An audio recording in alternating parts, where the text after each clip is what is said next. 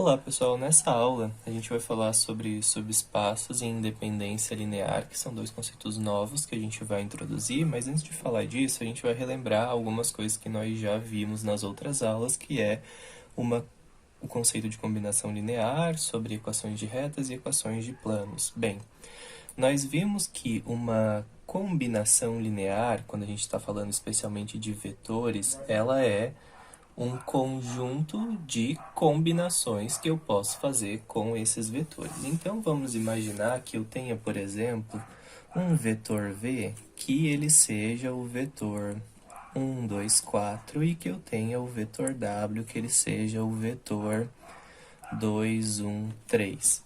E a gente pode formar uma combinação linear desses vetores, e eu vou chamar essa combinação linear de x, e uma dessas combinações lineares possíveis seria, por exemplo, 2 vezes o vetor v mais 3 vezes o vetor w. Então, uma combinação linear nada mais é do que eu somar múltiplos de alguns vetores. E essas combinações lineares, elas podem ter um vetor, dois vetores, três vetores, uma infinidade de vetores. Então, por exemplo, quando a gente diz que uma combinação linear x ela é igual a um múltiplo de um único vetor, como por exemplo o 1, 2, 4, a gente viu que esta combinação linear específica desse tipo, ela forma a equação de uma reta. E quando eu tenho uma combinação linear de dois vetores, como no caso que eu coloquei aqui em cima, ou então de uma forma mais específica, um múltiplo de um vetor v mais um outro múltiplo de um vetor w, a gente sabe que o conjunto de todas essas combinações lineares possíveis aqui vão ser um plano, ou vão formar a equação paramétrica de um plano.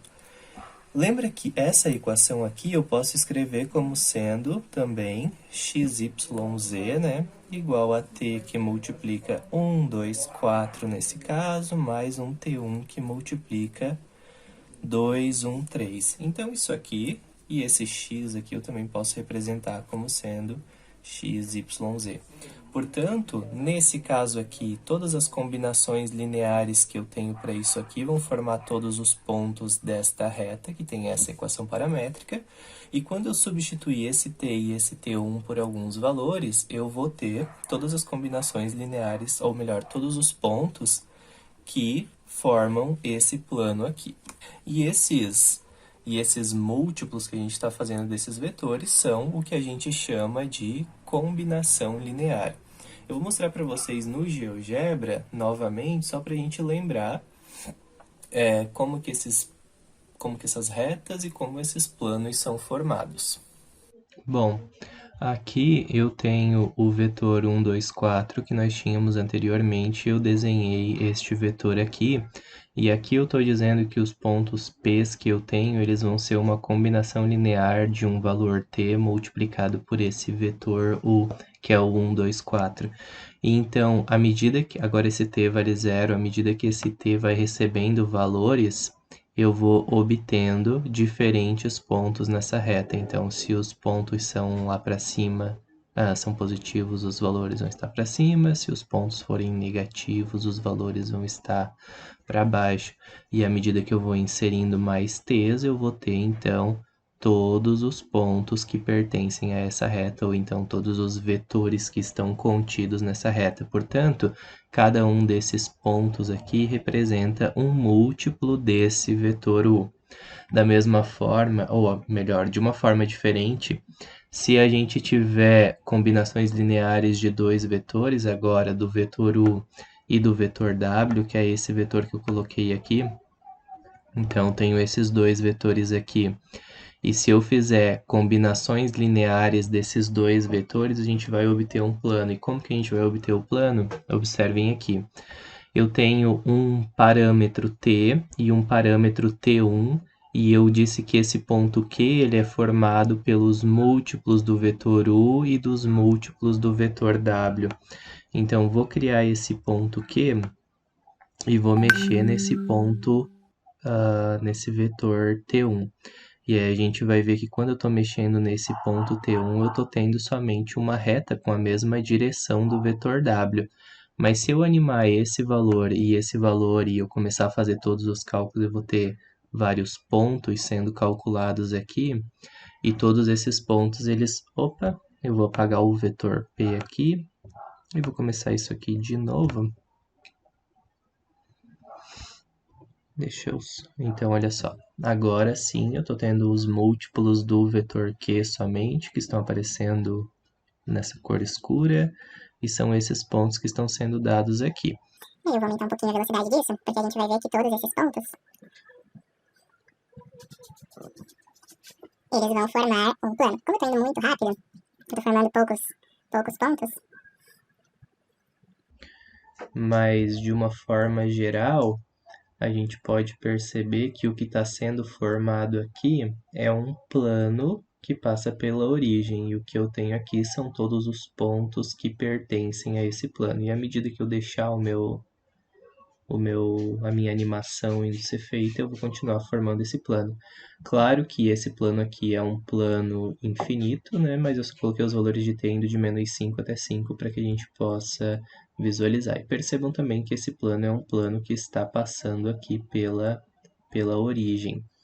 Então, só para mostrar para vocês que as combinações lineares de um único vetor, elas vão formar uma reta, e que as combinações lineares formadas por dois vetores, elas vão formar um plano se a gente estiver trabalhando no espaço. E essas retas que são formadas por uma combinação linear quando elas passam pela origem, e esses planos que também passam pela origem, eles vão receber um nome de subespaço. E ele é um subespaço porque a gente pode entender esses dois objetos, a reta e esse plano, como sendo um espaço que está dentro de um espaço maior. Contudo, para que ele tenha essa definição de subespaço, a gente pode imaginar então que qualquer plano seria um subespaço das três dimensões, e qualquer reta seria um subespaço também das três dimensões, mas existe uma definição formal para isso e a gente vai ver essa definição agora. Bom, embora aquela reta e aquele plano que nós vimos sejam subespaços de um espaço maior, que é o espaço tridimensional, nem todas as retas e todos os planos vão ser considerados um subespaço, esse objeto que a gente vai definir que se chama subespaço. Para a gente ter um subespaço vetorial, que a gente vai chamar assim também, a gente precisa que algumas condições sejam satisfeitas. Para um conjunto ser considerado um subespaço, ele precisa ser fechado na multiplicação por escalar e na soma. Ou seja, sempre que eu pegar um múltiplo escalar daquele subespaço, o resultado vai ter que estar naquele subespaço, nisso que eu estou chamando de subespaço. Sempre que eu somar dois elementos desse subespaço, o resultado dessa soma também tem que estar nesse subespaço. Então, um plano que passa pela origem, ele sempre vai ser um subespaço vetorial. Por quê? Um plano que passa pela origem, ele sempre vai ter uma equação desse tipo aqui. T1 vezes V1 mais T2 vezes um V2. Ou seja, um plano é sempre uma combinação linear de dois vetores. E aí, isso aqui tem que ser fechado na multiplicação por escalar, ou seja, se eu multiplicar esses dois lados por um valor k qualquer, se eu multiplicar isso aqui por k, também vou multiplicar todo esse lado aqui por k, isso significa que o resultado dessa multiplicação tem que pertencer a esse plano. Se a gente for fazer uma multiplicação distributiva, a gente pode escrever isso dessa forma aqui. K vezes T vezes o vetor V1, mais um K vezes T2, vezes um vetor V2. Como esse K é um número real qualquer e está multiplicando um outro número qualquer, isso aqui é um número, isso aqui é um número que está multiplicando V1 e V2, ou seja, ainda são combinações lineares desses dois vetores. Portanto, esse vetor aqui, ou essas combinações aqui, elas também pertencem a esse plano original. Outra coisa que tem que acontecer é que eles precisam ser fechados na soma. Então, vamos imaginar que esse daqui seja um dos pontos do meu plano e que eu vou pegar um outro ponto qualquer que vai ser o ponto x'. E esse ponto x', ele vai ser uma combinação linear desses mesmos vetores, obviamente, só que aí eu vou chamar ele de um ponto diferente com números t's diferentes. E aí o que acontece? Quando eu somar esses dois pontos quaisquer aqui, ou seja, quando eu somar o x com o x', o resultado disso também tem que pertencer a esse plano para isso ser considerado um subespaço. Então, somando essas duas coisas, nós vamos ter T1V1 mais T1' V1, que eu só quero colocar próximo para ficar mais fácil de visualizar, mais T2V2 mais T2' V2. E aí o que eu vou fazer agora é colocar esse V1 aqui em evidência. Colocando esse T1 em evidência, eu posso escrever isso como T1 mais T1' que multiplica V2. E colocando esse V2 aqui em evidência, a gente vai ter T2 mais T2' que multiplica esse V2. E a gente pode perceber, então, que se eu somar quaisquer dois vetores ou quaisquer dois pontos que pertencem a esse plano, o resultado também vai ser um ponto que pertence a esse plano, porque isso aqui continua sendo uma combinação linear dos vetores V1 e V2. Então, todos os planos que passam pela origem, eles vão ser considerados um subespaço. Da mesma forma, todas as retas que passam pela origem vão ser consideradas um subespaço. Outro subespaço que é interessante de a gente falar é o subespaço formado pelo vetor nulo, que a gente vai chamar de subespaço nulo. Esse subespaço nulo é um subespaço que contém apenas o vetor 0. Esse vetor 0 eu vou representar dessa forma porque ele pode pertencer a qualquer dimensão, e não somente a dimensão 3, como a gente está falando aqui. E aí, por que que isso é um subespaço? Porque se eu multiplicar k vezes o vetor 0, isso vai dar o vetor 0, né? Porque qualquer número vezes o vetor nulo vai dar o próprio vetor nulo. Então, um número qualquer multiplicado por um vetor qualquer desse subespaço continua dentro do subespaço.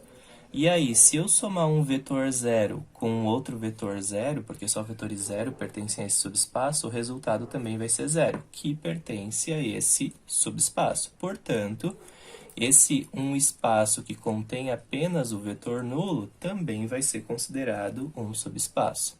E aí, a gente pode pensar também em falar de que não é um subespaço. Então, o que não é um subespaço poderia ser, por exemplo, aquele exemplo que eu falei para vocês na aula. Imaginem que eu tenha o R2 e eu esteja considerando que apenas esses vetores que estão aqui no primeiro quadrante vão formar um subespaço do R2. Bom, a gente sabe que todos esses vetores que estão aqui no primeiro quadrante, eles vão ter a coordenada x maior que 0 e a coordenada y maior que 0. Então, eles vão ser sempre vetores dessa forma aqui, isso aqui, que obedecem a essa condição. E aí, o que que acontece? Quando eu multiplicar um k por qualquer desses vetores x e y, o resultado tem que ser um vetor que atenda a essas condições. Só que o que que vai acontecer? Se esse k for um número negativo, ou seja, se o k for um número menor do que 0, o resultado disso aqui não vai estar no primeiro quadrante, porque um número negativo vezes um número positivo, que é qualquer um desses dois aqui são sempre positivos, vai dar um vetor negativo, inclusive vai dar um vetor que vai estar aqui no terceiro quadrante. Por isso, esse subespaço, embora seja uma parte de um espaço, ele não atende uma das duas condições, que é ele não é fechado na multiplicação por escalar. Outro conceito importante que eu quero relembrar ou retomar do exemplo anterior é o seguinte: todos esses espaços dos planos e das retas, eles são formados ou eles são identificados por um vetor ou por dois vetores diretores.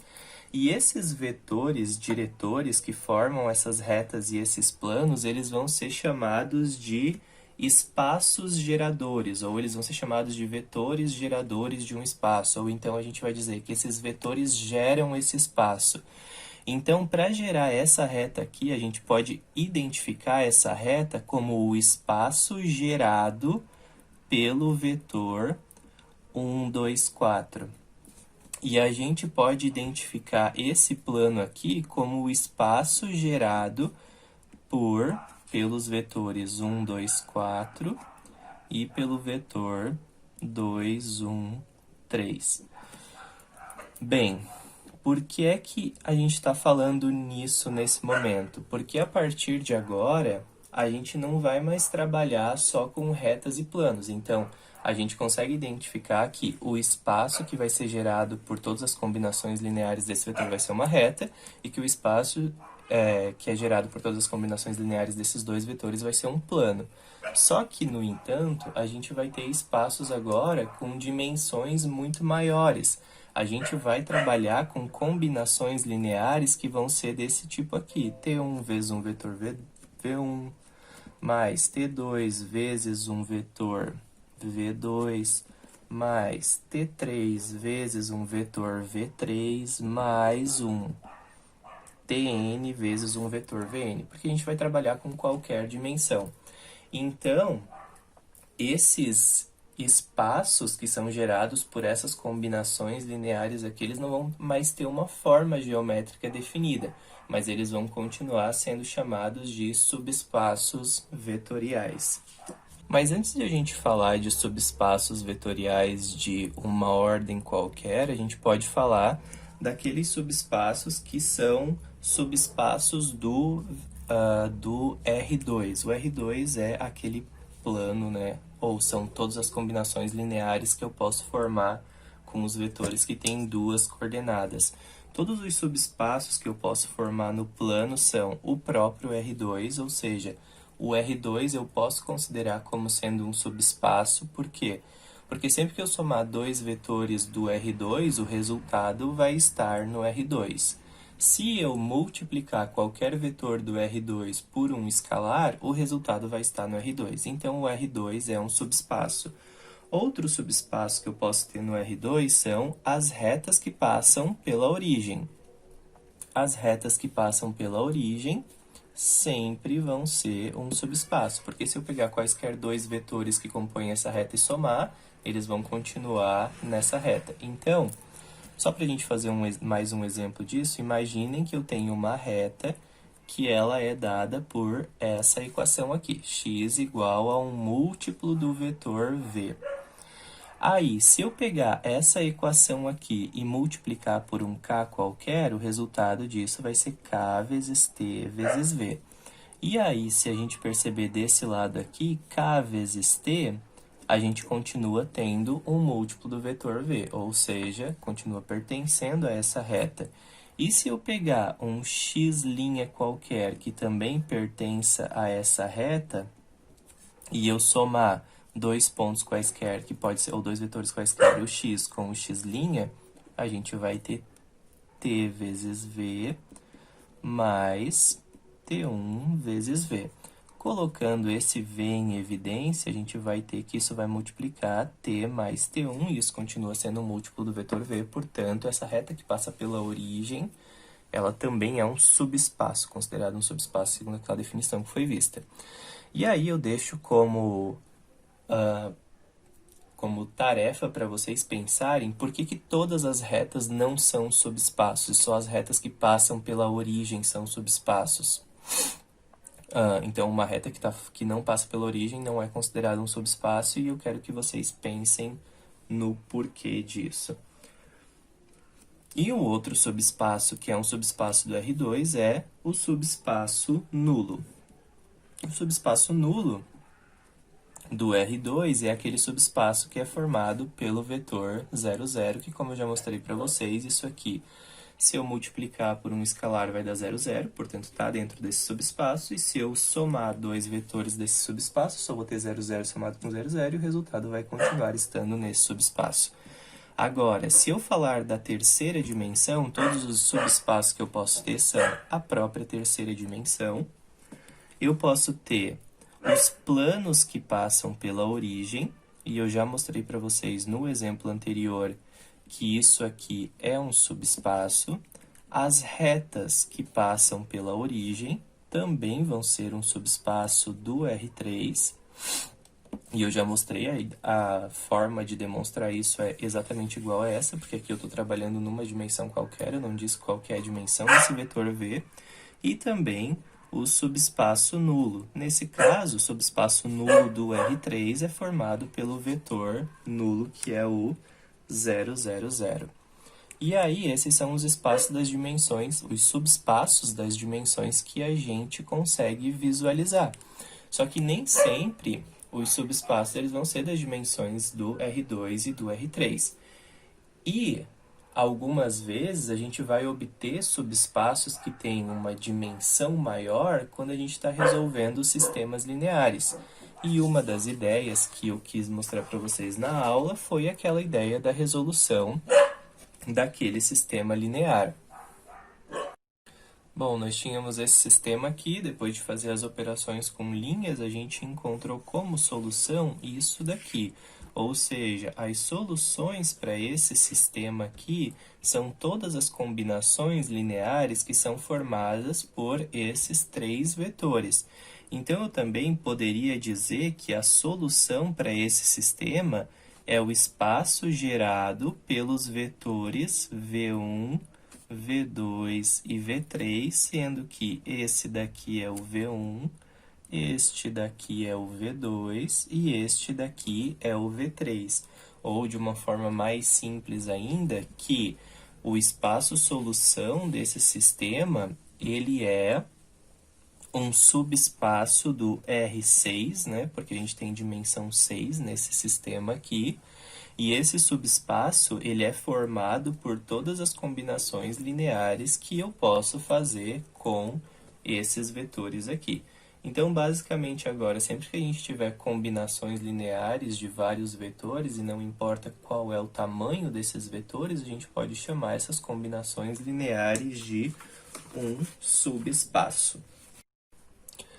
Quando a gente está estudando, então, esses espaços que podem ser solução para um sistema, a gente pode identificar a solução de um sistema como sendo uma reta ou um plano, e essa reta e esse plano, ou mesmo um objeto de uma dimensão maior em um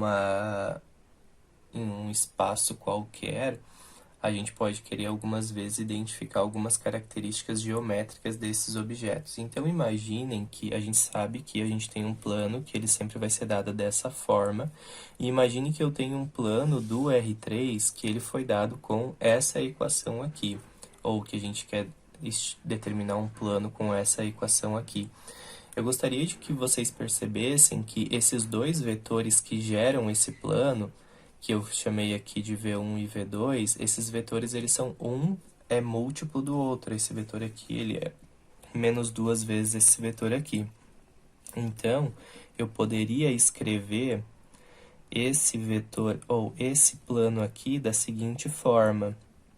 Se eu passar o menos 2, porque tudo isso aqui é múltiplo de 2, então eu posso passar o menos 2 multiplicando para fora, eu vou ter exatamente eu posso escrever a equação dessa forma.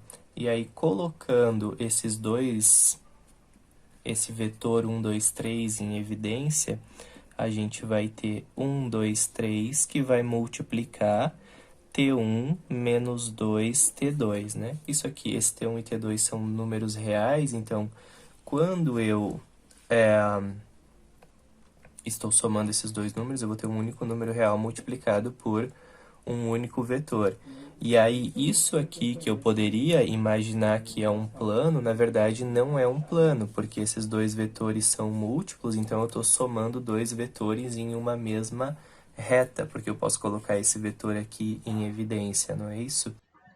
Então vejam aqui isso que eu estou falando, eu tenho representados aqui os dois vetores, esse daqui é o vetor V1 e esse daqui é o vetor V2, e agora eu vou fazer algumas combinações lineares com esses dois vetores, então eu vou pegar um t e vou multiplicar pelo vetor V1 mais um t1, que é um outro parâmetro, multiplicado pelo vetor V2. E aí, esse vetor x, ele está aparecendo aqui que ele vale 0, 0, e à medida que eu vou movendo esses valores de x e y,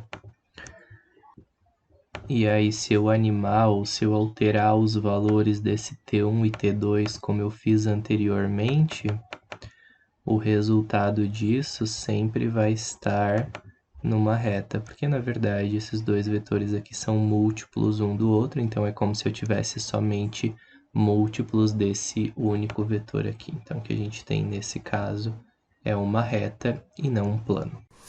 E isso acontece porque esses dois vetores que eu coloquei aqui, este vetor aqui e esses vetores aqui, eles não são vetores linearmente independentes, ou seja, esses dois vetores eu posso escrever um como sendo um múltiplo do outro. Por exemplo, nesse caso, eu posso escrever o vetor 1 como sendo menos duas vezes o vetor 2.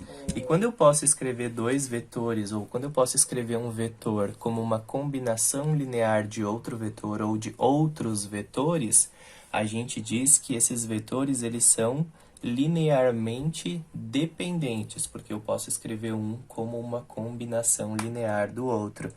E dois vetores, eles vão ser linearmente independentes, que é o conceito que eu quero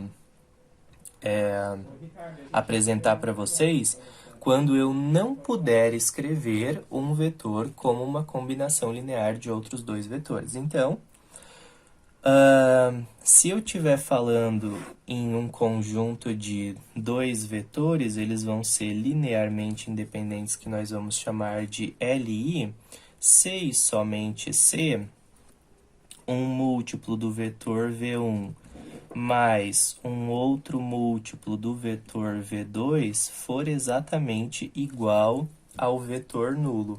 Aí sim, esses dois vetores eles vão ser ditos independentes, porque eu não vou poder escrever um desses dois vetores como sendo uma combinação linear de outros dois vetores. E por que isso acontece? Porque se eles forem linearmente dependentes, eu posso escrever esses vetores dessa forma aqui, menos t1 vezes v2. Aí, se eu passar esse t para o lado de cá dividindo, eu vou escrever isso como sendo menos t1 dividido por t vezes o vetor v2. Se essas duas coisas, se isso aqui acontecer, ou seja, se eu conseguir escrever esse vetor como um múltiplo do vetor v2, isso significa que eles são linearmente dependentes. Mas se isso daqui não tiver solução, essa equação aqui não tiver solução, isso significa que os vetores vão ser linearmente... Opa, acho que não está aparecendo aqui no meu enquadramento. Significa que eles vão ser linearmente independentes. Para ficar mais clara essa ideia de ser linearmente dependentes ou linearmente independentes, nós vamos ver esse exemplo aqui. Digamos que eu queira saber se o vetor 1, 2 e 7 ele é um múltiplo do vetor 4, 8 e 9. Ou seja, eu quero saber se eu posso escrever este vetor aqui como uma combinação linear desse vetor. Para que esses dois vetores sejam iguais, então, o meu 1 tem que ser igual a 4k, o meu 2 tem que ser igual a 8k, e o meu 7 precisa ser igual a 9k. Resolvendo essas equações, aqui a gente vai ter que o K vale 1/4. Aqui a gente vai ter que o K vale 2/8, que também é igual a 1/4. E aqui a gente vai ter que o K vale 7/9, que não é igual a 1/4. Portanto, este vetor aqui, ele não pode ser escrito como um múltiplo desse vetor aqui. Logo, esse vetor 1, 2, 7 e 4, 8, 9 são LI, ou seja, linearmente independentes. E se eu fosse fazer combinações lineares entre esses dois vetores aqui, eu formaria um plano, então, pensando geometricamente. O que não acontece com esses dois vetores aqui, que se eu fosse fazer combinações lineares com eles, eu teria uma reta e não um plano. Então, esse conceito de linearmente dependentes ou independentes é muito simples. De uma forma geral, então, a gente vai definir o que é um conjunto linearmente independente e o que é um conjunto linearmente dependente. Então, imagine que nós temos um conjunto de muitos vetores, que eu chamei desse nome, e existem alguns escalares que eu chamei de C1, C2, que tem o mesmo número de escalar que de vetores, né? Então, se essa equação aqui, ou seja, se as combinações lineares de todos esses vetores forem iguais a zero, então esse conjunto é chamado de linearmente independente. E isso vai ser, ou seja, se esse sistema aqui só tiver uma única solução, que é quando esses Cs forem iguais a zero, porque obviamente se eu colocar zero em tudo isso aqui vai dar zero. Então, para que seja linearmente independente, eu preciso encontrar para esse sistema apenas uma solução. E ele vai ser linearmente dependente se eu encontrar alguma outra solução diferente para esse C. Vamos ver um exemplo para isso ficar mais claro.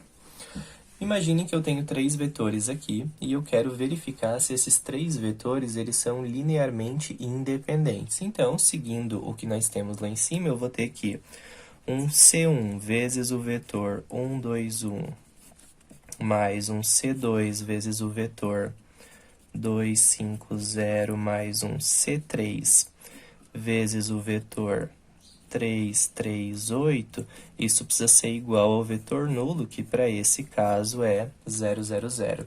Se a gente for desenvolver essa equação, nós vamos ter C1, né, mais 2C2 mais 3C3 igual a 0. Agora, a segunda coordenada nós vamos ter 2C1 mais 5C2 mais 3C3 igual a 0. E depois, 1C1 mais 0C2 mais 8C3 também igual a 0. Ou seja, a gente precisa resolver esse sistema aqui. Para resolver esse sistema, eu vou escrever uma matriz ampliada.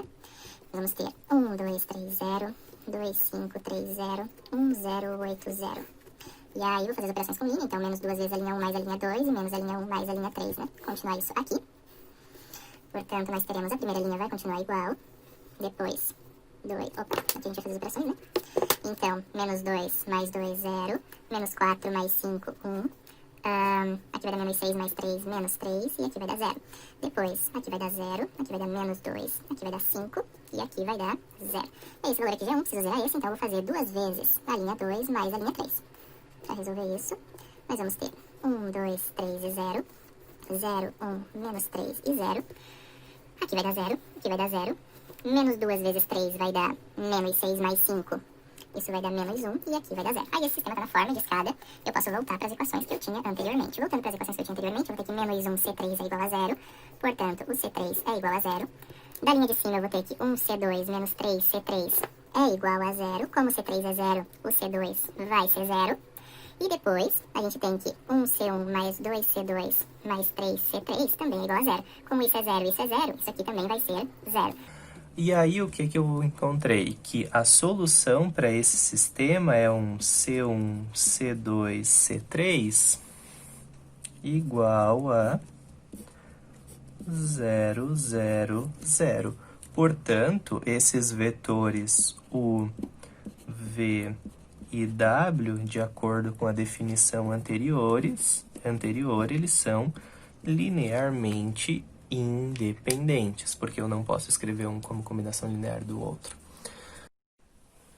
Neste exemplo, a mesma coisa, a gente quer verificar se esses vetores aqui, eles são linearmente independentes. Então, eu vou pegar um número C1, multiplicado por 1, 2, menos 1, mais um número C2 multiplicado por 6, 4, 2, mais um número C3 multiplicado por 4, menos 1 e 5, e o resultado disso precisa ser o vetor nulo.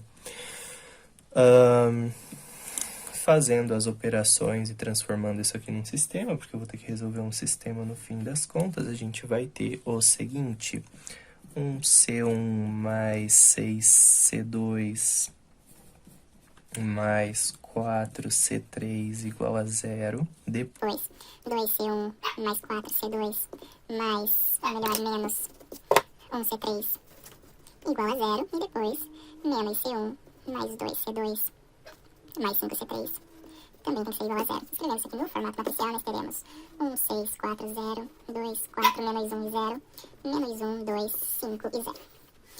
Fazendo as operações com linhas, nós vamos ter menos duas vezes a linha 1 mais a linha 2 e a linha 1 mais a linha 3, para substituir essas duas últimas linhas. Com isso, a primeira fica igual. Aqui nós vamos ter 0, menos 2 vezes 6 era menos 12, mais 4, menos 8. Aqui nós vamos ter menos 9 e aqui 0. Agora, somando esses dois, nós vamos ter 0, 8, 9 e 0. E aí, uma das coisas que a gente pode fazer aqui, a gente não precisa transformar isso aqui em 0 se nós não quisermos, mas o que a gente pode fazer é simplesmente somar essas duas linhas, então fazer a L2 mais a L3 e substituir a L3. E com isso, nós ficaremos com 1, 6, 4, 0. E nós ficaremos com 0, menos 8, menos 9, 0. E aqui embaixo, 0, 0, 0, 0. Somando essas duas linhas. Voltando isso aqui para a forma de equação, na linha de baixo a gente tem que 0 vezes C3 é igual a 0. Ou seja, esse C3 pode ter qualquer solução. Na linha seguinte, a gente tem que menos 8 vezes o C2 menos 9 vezes o C3 é igual a 0. Então, menos 8C2 menos 9T, que é o valor do C3, é igual a 0. Ou ainda, o C2 vai ser 9T dividido por... vamos ver, menos 8. E aí, a gente também tem que 1C1 mais 6C2 mais 4C3 é igual a 0. Nós sabemos que o C2 vale 9T sobre 8 e que o C3 vale 4T, isso é igual a 0. Então, o meu C1 é igual a 6 vezes 9, 54 oitavos, mais 54 oitavos, que passou para o outro lado, menos 4 vezes 8, 32T sobre 8. 54 menos 32, isso vai dar 22 oitavos de T, ou ainda, simplificando, 11T sobre 4. E aí o que acontece? A gente encontrou muitas soluções para esse caso aqui. Se a gente encontrou muitas soluções para esse caso, significa que esses vetores, eles não são linearmente independentes, eles são dependentes um do outro. E aí, como que eu vou mostrar que eles são dependentes um do outro? É porque eu posso escrever um dos vetores como uma combinação linear dos outros dois. Então, vamos imaginar que eu dê um valor para esse t sendo igual a... Deixa eu pensar um valor bom aqui. Igual a 8. Digamos que o t vale a 8, né? Porque esse t pode ser qualquer valor. Então, a gente vai ter que o C3 vai ser igual a 8, que o C2 vai ser igual a menos 9 e que o C1 vai ser igual a 22. E escrevendo dessa forma, a gente vai ter, então, que eu posso escrever essa equação como sendo 8 vezes o vetor U mais, ou melhor, o C1 é o que multiplica o U, né? Então, nós vamos ter que 22 vezes o vetor U mais menos 9 vezes o vetor V mais 8 vezes o vetor W, isso é igual a 0. E aí, se eu isolar um destes vetores, se eu isolar, por exemplo, o vetor W, eu posso escrever que o W vai ser igual a menos 22 vezes o vetor U dividido por 8, mais 9 vezes o vetor V, também dividido por 8. E quando eu faço isso dessa forma, o que eu estou fazendo? Eu estou escrevendo W como uma combinação linear dos vetores U e V. E isso só é possível de acontecer quando a solução desse sistema que eu montei aqui, ela é diferente de zero.